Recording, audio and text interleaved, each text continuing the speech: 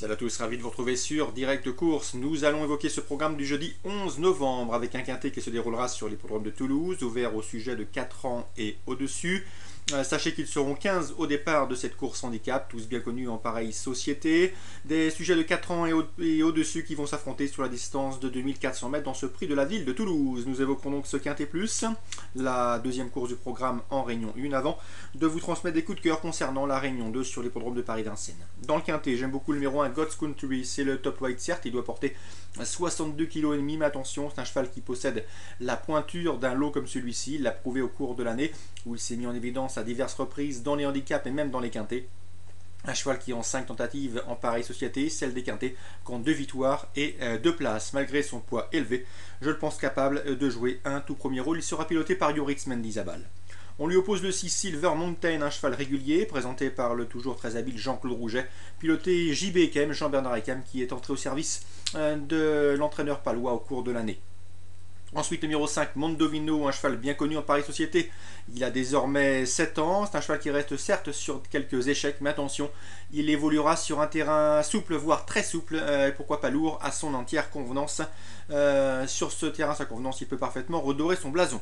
Le 8, Galéo des Flandres, autre cheval spécialiste des pistes détrempées. Il devrait être servi sur l'hippodrome de Toulouse. L'élève de Philippe Desmarcastel se déplace également en région toulousaine avec de fermes prétentions. Numéro 2, Naramix, présenté par Luis Urbano Graraes.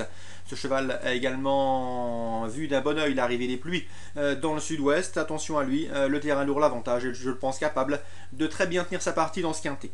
Ensuite, le numéro 7, Homme de Fer, présenté par Michel Rousser pour la montre de Nicolas Coutreau. Sachez que ce cheval a tout simplement remporté l'épreuve de référence, en tout cas celle qui peut être considérée comme la course référence, et à ce titre, malgré la surcharge encourue, il s'annonce également redoutable, tout du moins pour un accessite. Je le reposerai le numéro 10, à savoir Chinese Evergreen, présentée par François Rohaut. Elle fait preuve d'une louable régularité en pareille société. Elle accumule et les collectionne les places d'honneur une nouvelle fois. Elle devrait très bien tenir sa partie. Sachez qu'elle a déjà gagné sur ce parcours en 2009. Ensuite, le 12, Jack Deluz. Il a pour lui son expérience en pareille société. C'est vrai qu'il peut paraître barré pour le succès, mais une place est largement dans ses cordes. On se résume pour ce quintet, mais préférez le 1, God's Country, devant le 6, Silver Mountain, le 5, Mondovino, et le numéro 8, Galéo des Flandres, qui auront tous deux leur terrain, tout comme le 2, Naramix, le numéro 7, Homme de Fer, ensuite, et le 10, Chinese Win, et le 12, Jack Deluz. Réunion de Vincennes, sachez que Jean-Pierre Lecourt est confiant avec le 214 Kea.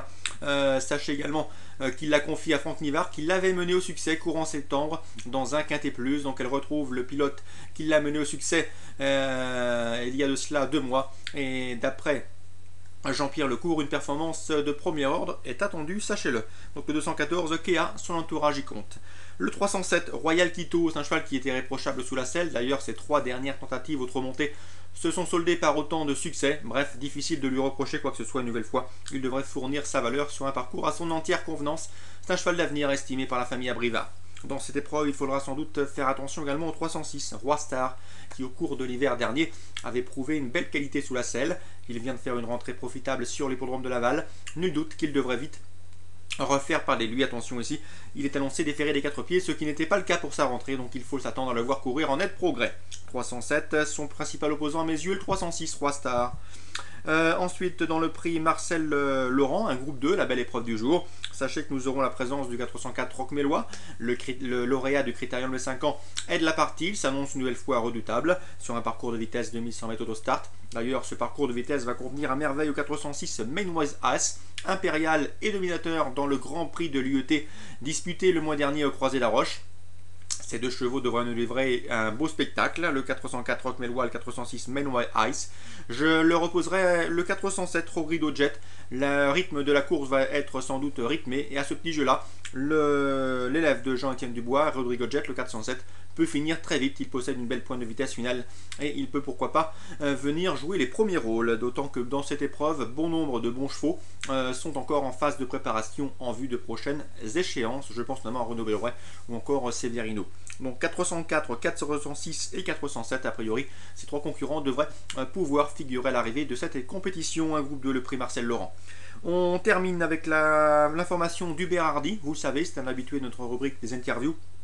Le 707 Kibi des Caillons a très bien gagné en dernier lieu sur l'hippodrome de Caen. Il a donné entière satisfaction à son mentor Hubert Hardy, car le cheval manque d'expérience encore sous la selle. Il s'était produit en débutant, mais avait été disqualifié, et depuis, il avait surtout été exploité à l'attelé. Mais en remontée, il possède des aptitudes. Donc le 707 Kibi des Caillons revient à Vincennes avec la ferme intention de confirmer son dernier succès.